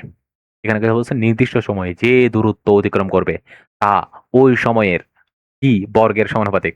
মানে এখানে বলছে, এখানে ও ও সরি, এখানে একটা জিনিস ভুল বলছি নাকি? হ্যাঁ হ্যাঁ হ্যাঁ হ্যাঁ, দূরত্ব, এখানে দূরত্বের কথা বলছি, সরি আমি এটা না, ভুল বলছি মনে করছি। ঠিকই আছে। তো এখানে এই জিনিসটা সিমিলার অ্যানালজি আবার দিই, কোন একটা বস্তু এটা যদি পড়ে ফলিং বডি যেহেতু, তাহলে এটা সময়, মানে যত সময় যাবে 1 second, 2 second, 3 second, 4 second, 5 second, 10 second, 20 second, whatever সময়, সে একটা নির্দিষ্ট হাইটে পড়তে থাকবে না? সে নির্দিষ্ট একটা হাইটে পড়তে থাকবে না? আমি যদি এই জিনিসটাকে একটু জাস্ট মানে উলম্ব থেকে আমি জাস্ট এটাকে আনুভূমিক করে ফেলি, ঠিক আছে? কি হবে? আমি একটা চিন্তা করো তো এখানে, মানে এই জিনিসটা 0 আছে, ঠিক আছে? 0 মিটার পার সেকেন্ড, মানে এই জিনিসটার অ্যানালজি দিতেছে, এটা কেন হচ্ছে? তাহলে এই জিনিসটা 0 সেকেন্ডে, হ্যাঁ হ্যাঁ 0 সেকেন্ডে এখানে কত সেকেন্ড, কত 0 সেকেন্ড, 0 সেকেন্ডে এত ব্যাক। তারপরের সময়ে এখানে যেহেতু এখানে কাজ করতেছে, ত্বরণ কাজ করতেছে কত 9.8 মিটার পার সেকেন্ড, তাহলে এখানে তার 9.8 মিটার পার সেকেন্ড 1 সেকেন্ডে হওয়ার কথা, তাই না? 10 সেকেন্ডে আমি যখন যাব 10 সেকেন্ড, তাহলে তার ব্যাক হওয়ার কথা কত? 9.8 ইন্টু 10, তার তার ব্যাক হওয়ার কথা এত, তাই না? তাহলে আমাকে একটা কথা বলো, যদি ব্যাক বাড়ে, যদি ব্যাক বাড়ে, তাহলে অবশ্যই তার কি বাড়বে? ব্যাগের সাথে কার সম্পর্ক? ব্যাগ কখন, মানে ব্যাগে যে এই যে এখানে এক্সট্রিম লেভেল বেড়ে গেছে না, এখানে 9.8, এখানে 9.8 ইন্টু কত হবে? 9.8, আর এখানে 9.8 থেকে 10 গুণ বাড়ে গেছে। দেখো 9.8 ইন্টু 10, মানে ব্যাগ এক্সট্রিম লেভেলে বাড়ে গেছে ত্বরণের, কি বলে, ত্বরণের রেসপেক্টে। আচ্ছা, কি বলছিলাম এটা? আচ্ছা, হুম, তো তৃতীয় সূত্রে আমরা বা তার সূত্রে আমরা এখানে দেখেছিলাম যে এখানে বলতেছিলাম যে, ও আচ্ছা ব্যাগের কথা বলতেছিলাম মেবি। তো হ্যাঁ, আমরা ব্যাগের মানে ব্যাগের সূত্র কিভাবে পাইছিলাম? দূরত্বের পরিবর্তন, হ্যাঁ, দূরত্বের পরিবর্তন, বাই সময়। মানে সময়ের সাথে দূরত্বের কি পরিবর্তন হচ্ছে? দূরত্বের যদি পরিবর্তন হয় সেটাই তো ব্যাগ ছিল, তাই না? আরে আচ্ছা, তো সময়ের সাথে দূরত্বের পরিবর্তনই তো ব্যাগ ছিল, তাই না? তো যদি এখানে ব্যাগ যদি বাড়ে, তাহলে সময়ের সাথে দূরত্বের পরিবর্তনও বাড়বে। মানে সময়ের সাথে দূরত্বের যে পরিবর্তন ডি, দূরত্বটাও যদি ব্যাগ বাড়ে, সময়ের সাথে দূরত্বের পরিবর্তনও বাড়বে। তাইলে তো হবে, মানে আমি যদি বলি সময়ের সাথে দূরত্বের পরিবর্তন কম, মানে আমি যদি বলি কোন একটা বস্তু 2 মিটার বাই 0 থেকে 2 ছিল বাই 2 সেকেন্ডে, আমি যদি বলি তার ব্যাগ কত, তাইলে এখানে 1। আমি যদি বলি কোন একটা বস্তু কি বলবো 10 সেকেন্ড, মানে 0 সেকেন্ড, 0 সেকেন্ড থেকে 10, 1 সেকেন্ডে 10 মিটার 10 মিটার গেছে 1 সেকেন্ডে, তাহলে তার ব্যাগ কত হবে? Simple 10 metre per second. তাহলে এখানে ব্যাগের পরিবর্তন কিভাবে হইছে? মানে ব্যাগের পরিবর্তন যদি 1 সেকেন্ডে সে দূরত্ব, মানে দূরত্ব বেশি গেছে, তাই না? 1 সেকেন্ডে দূরত্ব বেশি গেছে, আর এখানে 1 সেকেন্ডে 1 মিটার গেছে। আমি যদি এখানে 1 দিই তাহলে এটা 2 হোক, বুঝা গেছে 1 সেকেন্ডে 2 মিটার গেছে। তাহলে দূরত্ব বাড়ছে না? মানে ব্যাগ বাড়া মানে বুঝাইতেছে যে এখানে দূরত্ব বাড়তেছে, মানে দূরত্ব খুব বেশি বা বাড়তেছে আরকি। তো আমরা যদি এটাকে রিপ্রেজেন্ট করি বা রিপ্রেজেন্ট করতে চাই, বা এখানে যে কথাটা বলছে h=t, তাহলে এখানেও সিমিলারলি ব্যাগ বাড়তেছে কিভাবে?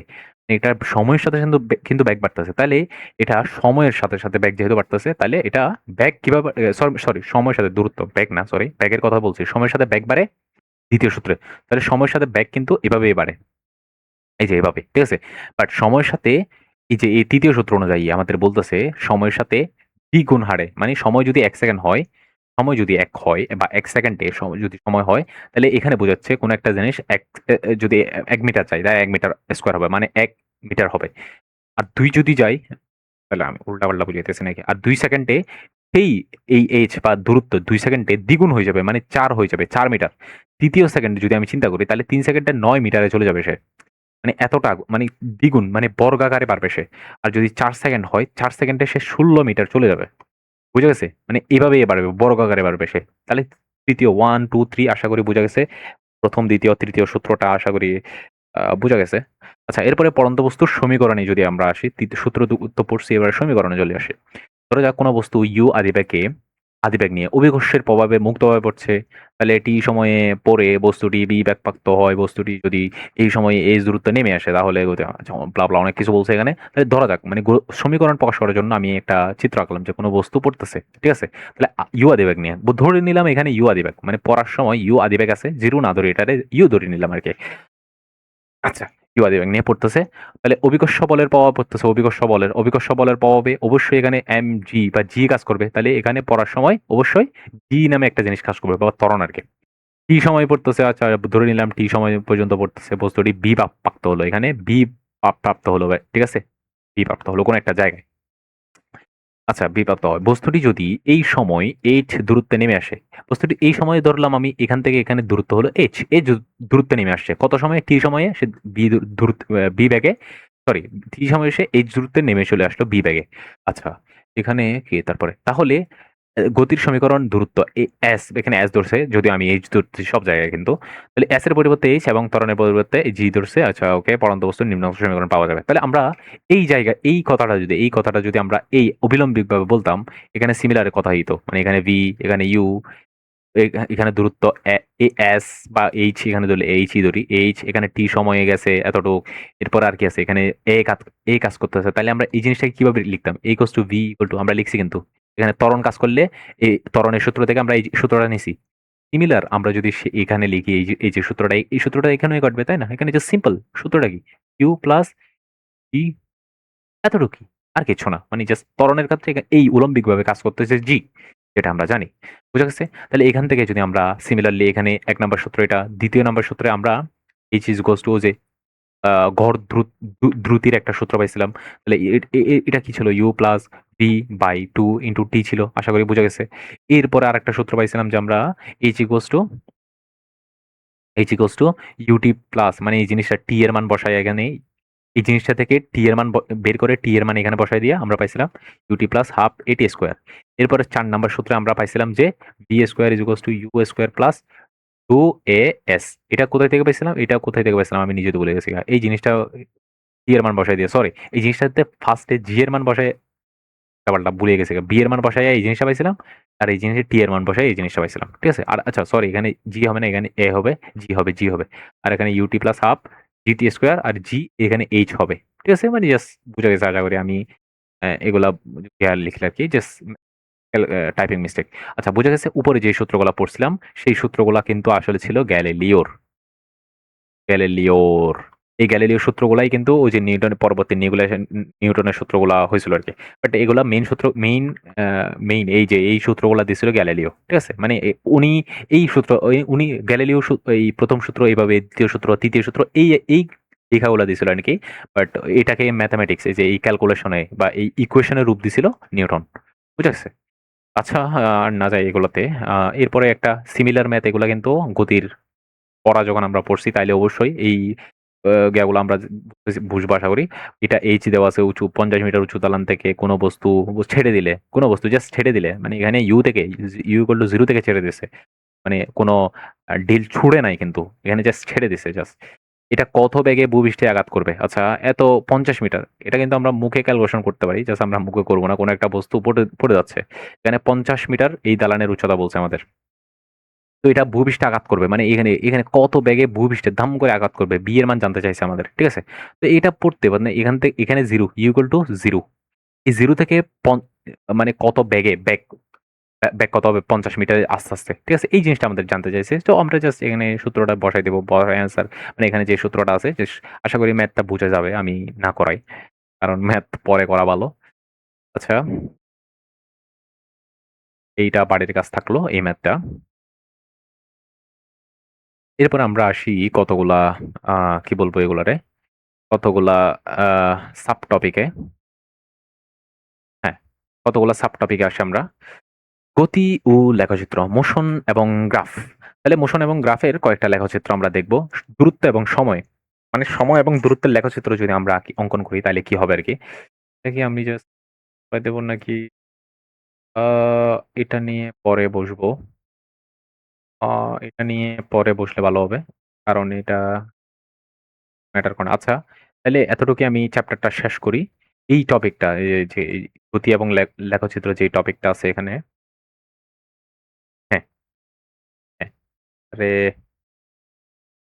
হ্যাঁ, তাহলে এই যে এই টপিকটা যদিও মানে সাইড টপিক, মানে এটা জাস্ট এই উপরের কথাগুলো যদি আমি বুঝি, মানে উপরের বেসিক টুকু যদি আমি বুঝতে পারি, তাহলে এটা অবশ্যই সাইড টপিক বা সাব টপিক বলি আমি। সাব টপিক মানে এটা নিজে, নিজে বোঝা যাবে। এই জিনিসটা নিজে, নিজে বোঝা যাবে। তো আমি এটা পড়াই দিব পরে। বাট এখন আপাতত রাখবো এই জিনিসটা। তাহলে আমাদের একটা টপিক শেষ অলরেডি আমাদের চ্যাপ্টার, এটা কত? Chapter 2 maybe I think so. Chapter 2 motion. এই চ্যাপ্টারটা আমাদের মোশন। এই চ্যাপ্টারটা আমাদের শেষ। মানে বলতে পারি যে এটা আশা করি এসএসসি লেভেলে অন্তত শেষ। ঠিক আছে? তো এই যে এই সাব টপিকটা আছে এটা পরে পড়াই দেব আমি। বাট এটা বুঝার কথা যদি আমরা বুঝি। আমি যদি একটা জিনিস অন্তত দেখাই, মানে এটা সময় এবং দূরত্ব, সমবেগের তাতা। সময় এবং দূরত্বের সুষম বেগের ক্ষেত্রে এই যে লেখচিত্র যেটা আসছে, আমি জাস্ট একটা এটার সাথে বুঝাই, একটু করে বুঝাই দিই। কিন্তু এটা বাড়ির কাজেই দিব আমি।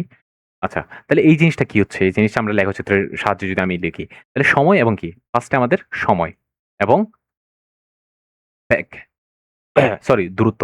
সময় এবং দূরত্বর বলছি। তাহলে সময় এবং দূরত্বের যদি আমি লিখি, সময় এবং দূরত্বের আ প্লট যদি আমি করতে চাই, তাহলে এটা কেমন হবে? মানে এটা এখানে লিখছে এইভাবে, মানে একটা একটা কি বলবো মূলবিন্দুগামী সরলরেখা হচ্ছে। বাট এটা কেন হচ্ছে? আমার কথা হলো কেন হচ্ছে? আমি যদি এটা গ্রাফ নিই ১, ২, ৩, ৪, ৫, ৬, ১, ২, ৪, ৫, ৬। তাহলে এখানে আমি যদি দেখি সময়ের সাথে, এখানে কি ফার্স্ট এ একটা কন্ডিশন দিছে সুষম বেগ। তাহলে সুষম বেগ মানে কি? সুষম বেগ মানে আচ্ছা এখানে একটা জিনিস পড়ানো হয় না। সমবেগের কথাটা মেবি পড়ানো হয় নাই। এ সবগুলাই এখন মনে পড়তেছে, মনে পড়া লাগে। এটা যদি ডি হয়, আচ্ছা। তাহলে সময়ের সাথে যদি দূরত্ব মানে ১ সেকেন্ডে আমি ধরলাম 0 সেকেন্ড। 0 সেকেন্ডে সে 0 মিটারে আছে। ঠিক আছে? কোন একটা বস্তু আছে। এই বস্তুটা 0 সেকেন্ডে ধরলাম 0 মিটারে। এই যে এখানে লিখতেছি আমি এই কথাগুলো। আবার আমি যখন ১ সেকেন্ড পরে দেখলাম, ১ সেকেন্ড পর সে ১০ মিটার গেছে গা। ধরলাম ১০ মিটার। দ্বিতীয় সেকেন্ডে আমি যখন দেখি, দ্বিতীয় সেকেন্ডে আমি যদি দেখি, দ্বিতীয় সেকেন্ডে যদি সে কি বলবো ২০ মিটার গেছে গা। ঠিক আছে? দ্বিতীয় সেকেন্ডে সে ২০ মিটার ২ সেকেন্ডে। আবার ৩য় সেকেন্ডে যদি দেখি আমি ৩০ মিটার, ঠিক আছে? এভাবে যদি চলে সে ১ সেকেন্ড ২ সেকেন্ড এভাবে। তাহলে এটা সুষম বেগের ক্ষেত্রে হয়। এই জিনিসটা কখন? সুষম বেগের ক্ষেত্রে। ঠিক আছে? সুষম বেগের ক্ষেত্রে বেগ যেহেতু সমান থাকে পার সেকেন্ডে দূরত্ব অবশ্যই সমান থাকবে। তাহলে আমি এই জিনিসটা এই যে এখন যেই জিনিসটা বললাম, এই জিনিসটা যদি অঙ্কন করতে চাই, এই যে এই জিনিসটা অঙ্কন করতে চাই, এটা এই জিনিসটা আর কিছু না। এই যে এই জিনিসটা আর কিছু না। এটা হলো স্থানাঙ্ক জ্যামিতি। কোথায় আছে? এটা ম্যাথের কোনো একটা চ্যাপ্টার হবে। স্থানাঙ্ক জ্যামিতি জাস্ট প্লটটা আমি যদি বসাই আরকি। মানে 0 সেকেন্ডে 0 এই পজিশনে, 1 সেকেন্ডে 10, 1 সেকেন্ডে 10 ধরলাম এই জিনিসটা 10। এটা কোনো একটা পয়েন্ট আমি 10 ধরলাম। ২য় সেকেন্ডে ২০ তাহলে ২০, ৩য় সেকেন্ডে ৩০ এটা। তাহলে এটা একটা সরল রেখা হবে। ঠিক আছে? একটা মূলবিন্দুগামী একটা সরল রেখা হবে। ঠিক আছে? এই জিনিসটা সরল রেখা। তাহলে এই জিনিসটা আশা করি পারার কথা। মানে এই কথাগুলা বুঝে আশা করি পারার কথা। বাট আমি এই জিনিসটা পড়াবো না। এই জিনিসটা পড়াবো আর পরে। মানে এই জিনিসটা আমি ধরে নিলাম এটা আ পরে পড়াবো। আপাতত না। তাহলে কমপ্লিট এই চ্যাপ্টারটা আশা করি বেসিক গুলা শেষ। বাট এই যে সাইড টপিক যেগুলো আছে এগুলো ছাড়া। আ ঠিক আছে? পরে দেখানো যাবে। পরে আমরা দেখা হবে নেক্সট চ্যাপ্টারে। আপাতত বাই। আল্লাহ হাফেজ।